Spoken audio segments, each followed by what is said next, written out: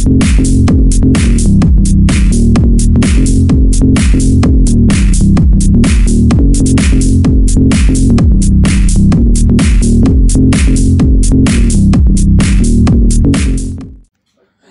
salam, gowum dostlar ýagdaýyny janysagmy?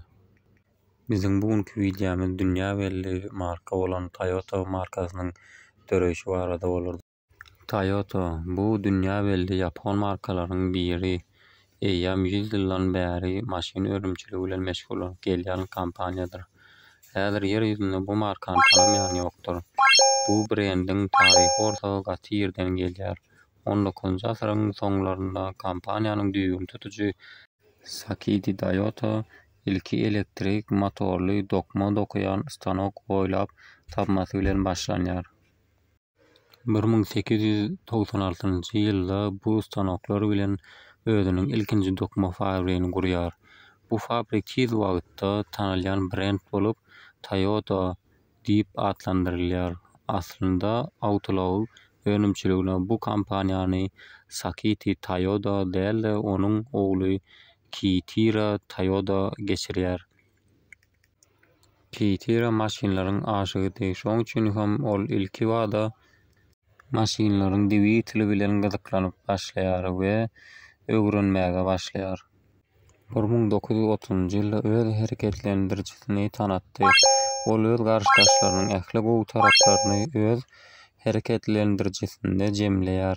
Şeýdip bu kompaniýa öz ýoluna başlaýar. Kakazynyň kömegi bilen Kitara öz awtolog zawodyny gurýar.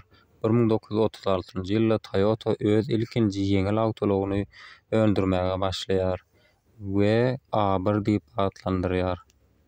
Ýeňil ulog bilen birlikde ilkinji ýük ulog önümçiligine başlaýar. Onu bolsa Jaguar diýip adlandyrýar. Mundan bir ýyl soňra kiçi zawod uly bir kompaniýa öwrilýär. 1937-nji ýylda kompaniýa hökümet tarapyndan bir näçe müň ýük ulog zakatyny alýar. Bu zakaty ýerine ýetirmek üçin Karoma şäherine täze zawod gurulýar. Ine şonda kompaniýanyň adyna ütgeşme girizilýär we Toyotanyň D harpy aýrylyp ýerine T harpy goýulýar. Ütgeşmeleriň sebäbi ýapon diline Toyota diýip ýazylanda 8 sany 8-ligi emele getirýär.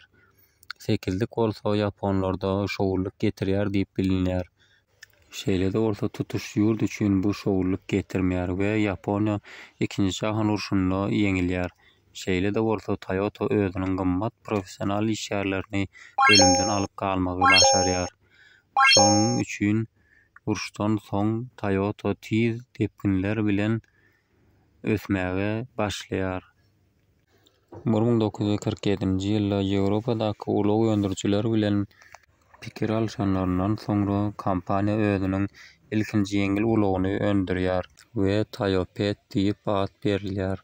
Bu da ulagyň kiçijik bolmagyndan gelip çykýar. Munuň bilen birlikde ýük ulagyň hem önümçiligine başlanýar we BM ýük ulagy diýilýär. Uruş ýyllaryndan öňkü Toyota garşdaşlary uruşdan soň özüni tutmaga başlanda Toyota eýýäm gülläp ösmäge başlapdy. 1952-nji ýylda Kitara Toyota duýdansyz aradan çykýar. Gyzynda galan güýçli spesialistler öz başlyklarynyň işini ýokary derejede dowam etdirýärler we ulog bazaryna biziň häzirki Land Cruiser diýip tanaýan ulagymyz çykýar. 1957-nji ýylda Toyota hemme tarap bilen gowulandyrylan Crown awtologyny öndürýär. Kompaniýa bu ulag bilen Amerika bazaryna girýär. Toyota Amerikada ilkinji ýurt taşynma zawodyny gurýar. Soňra Braziliýada, soňra Awstraliýada gurulýar. 1966-njy ýylda bolsa kompaniýa üçin ütgeşik ýyllaryň biri bolýar. Sebäbi kompaniýa Corolla'nyň önümçiligine başlaýar. Corolla şol döwürde hemme tarap bilen iň gowy we hemmelerin isleýän ulagy bolmak bilen bütün dünýäniň sevgisini gazanýar. 70-nji ýyllar kompaniýanyň iň köp görnüşli modeli öndürýän ýyly bolýar. Şol ýyllarda Mark, Celica, Tercel öndürilýär.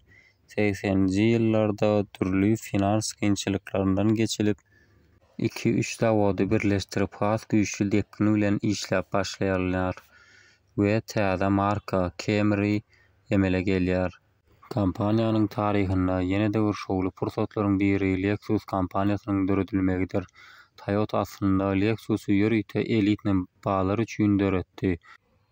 1986-njy ýylda döredilenine gön 50 ýyl bolan kompaniýa tarapyndan 50 million sany maşyna öldürilendigi belli boldy. Şeýle de bolsa önümçilik hiç tepkinini gowşatmadan işini dowam etdirdi. 1994-nji ýylda RAV4-üň birinji modeli öldürildi. 2008-2009-njy ýyllar bolsa kompaniýa üçin kyn ýyllaryň biri boldy. Sebäbi taryhynda ilkinji gezek ýetki çekdi. 2013-njy ýylda bolsa kompaniýa ýene-de dünýädäki ilkinjileriň hataryna öz ornuny eýledi. Dostlar, siz Toyotanyň haýsy modellerini halýaňyz we näme üçin? Şeýlelikde dostlar, ýene bir wideoň soňuna geldik. Hemmäňize jan saglyk arzu etjäs. Ýene-de täze wideolarda görüşýänçek sag bolun, salamat durun.